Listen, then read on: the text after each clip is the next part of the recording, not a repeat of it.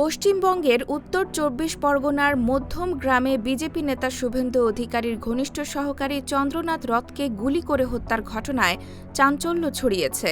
বুধবার রাত 10:30 থেকে 11টার মধ্যে নিজ বাড়ির সামনে এ হামলার ঘটনা ঘটে। পুলিশ জানিয়েছে, হামলায় ব্যবহৃত একটি গাড়ি জব্দ করা হয়েছে। তবে গাড়ির নম্বর প্লেট ছিল ভুয়া, যা শিলিগুড়ির একটি গাড়ির নম্বর নকল করে ব্যবহার করা হয়।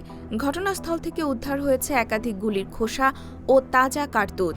ভারতীয় সংবাদ মাধ্যমের তথ্য অনুযায়ী বাড়ি ফেরার পথে চন্দ্রনাথ রথের গাড়ির গতিরোধ করে খুব কাছ থেকে গুলি চালায় দুর্বৃত্তরা। এতে গুরুতর আহত হন গাড়ি চালক বুদ্ধদেব বেরাও। হাসপাতালে নেওয়ার পর চিকিৎসকরা চন্দ্রনাথকে মৃত ঘোষণা করেন। এ ঘটনায় রাজনৈতিক উত্তেজনা তীব্র হয়েছে পশ্চিমবঙ্গে।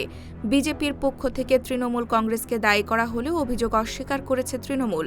পুলিশ বলছে, হত্যার পেছনে বড় কোনো ষড়যন্ত্র আছে কিনা তা খতিয়ে দেখা হচ্ছে।